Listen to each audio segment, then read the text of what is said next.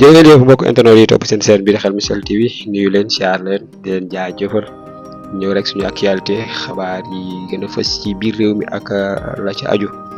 ginnaaw li fi xewoon jamono yi passé ci wàllu ay agression ak ay meurtre yi fi amoon nga xam ni daanaka ñu bari génnoon naan dëkk bi dafa xaw a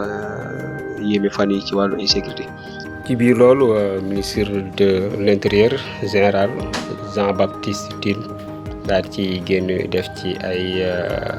leeral yu am solo. dalal xelu askan wi ginnaaw bi mu jaalee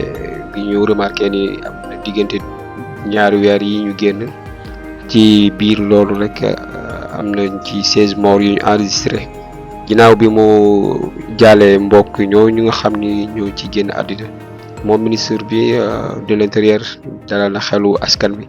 nee na incha allah ñi ngi renforcer bu baax a baax ci territoire national bi yëpp wàcce fa takk der wàcce fa sécurité bu am solo ngir ñoŋal sécurité askan bi nee na bu kenn tiit bu kenn ragal bu bëgg a génn dox se soxla dama doxi ko ndax dinañ wàccee sécurité bu am solo mu mel loolu rek la ñuy xaar ci ñoom mu nekk sortie bu am solo di wax ni rek kon mi ngi noonu di wax ni info boobu xam naa rek lañ leen doon tegtal surtout pour mu gën a dalal xelu askan bi mi ngi noonu